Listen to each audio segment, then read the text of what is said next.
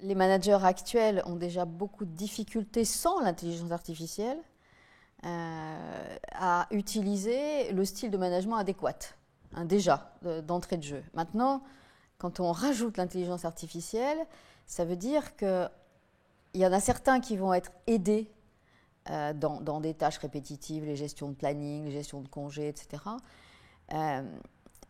Ça, ils peuvent être remplacés sur ces tâches-là.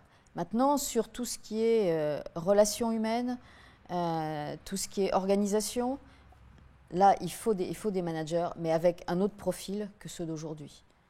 Et aujourd'hui, on est un petit peu inquiet parce que des managers qui savent changer de comportement en fonction de la situation, hein, qui est un management dit contingent, il y en a très peu sur Terre.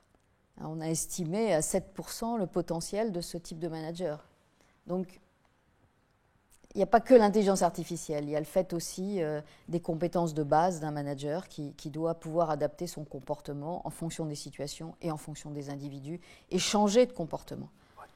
Il y a une autre difficulté encore, c'est qu'en fait, avec la diminution de nombre de managers dans les entreprises, exemple, la SNCF, sur certaines lignes, a supprimé 1 ou 2 niveaux de managers. Ce qui fait que, par exemple, les chefs de gare se retrouvent à faire des choses qu'ils ne faisaient pas auparavant, notamment de l'administratif. Alors, on leur a mis des tablettes, on a mis des outils facilitants. Ce n'est pas encore dans l'intelligence artificielle, mais ils sont sur ce chemin-là.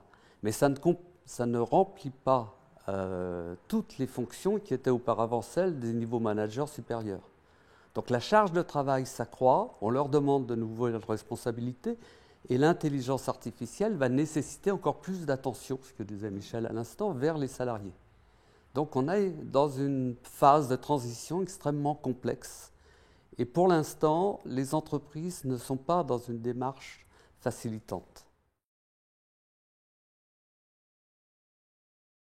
Les managers, pour réussir dans le contexte actuel, doivent avoir plus d'attention, plus de relationnel, mais aussi plus de respect de la personne. Donc ça passe par de la bienveillance. La bienveillance n'exclut pas la fermeté et n'exclut surtout pas de prendre des décisions quand il le faut, fermes vis-à-vis de certaines personnes. Donc ça veut dire qu'il faut en même temps de l'ouverture, beaucoup de relationnel, parce qu'il faut ramener la problématique ici.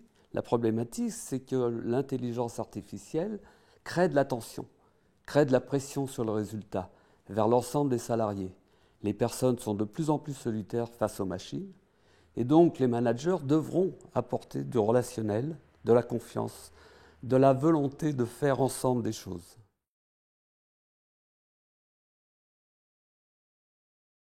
Il faut savoir par exemple que BMW, je ne fais pas de publicité pour eux, sort une Mini toutes les 60 secondes. Ils arrivent en fait à réaliser cet exploit parce qu'en amont, tous les processus ont été automatisés et il y a un ordinateur, une machine à peu près intelligente qui gère depuis la commande jusqu'à la sortie du véhicule de l'usine. Ils ont réussi à avoir simplement 2 heures de stock dans les usines grâce à l'utilisation intensive de l'intelligence artificielle. Les ressources humaines, ça va être relativement simple parce que les tâches qui étaient assumées jusqu'à présent par les ressources humaines au sens large, c'est-à-dire la paye, truc très très important, il ne faut pas rater la paye quand même, tout ce qui est gestion du temps, des congés, etc., tout ça c'est pris en charge par l'intelligence artificielle. Donc il y a beaucoup d'emplois qui ont déjà sauté parce que dans les entreprises, on confie la paye depuis des années à des sociétés extérieures. Bon, aujourd'hui, ça va être l'intelligence artificielle qui va s'occuper de ça.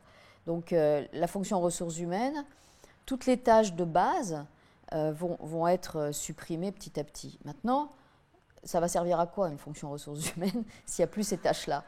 Elle est obligée de monter en compétences et de monter dans des jobs où c'est la notion de conseil qui va être importante, la notion de stratégie.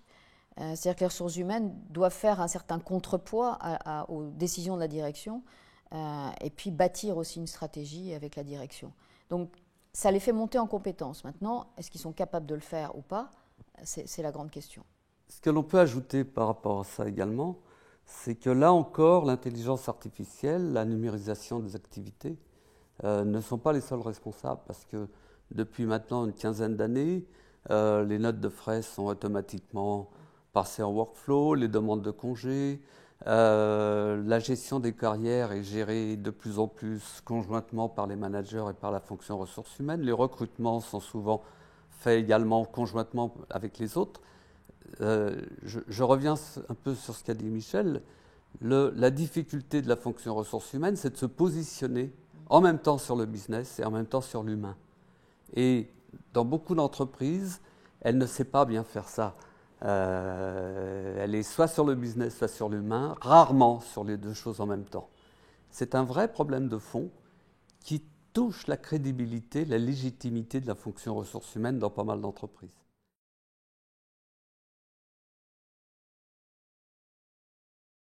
L'intelligence artificielle, ça va permettre, par rapport à la décision, d'avoir un arbre de décision beaucoup plus complet que tout ce qu'on pourrait avoir dans un esprit humain.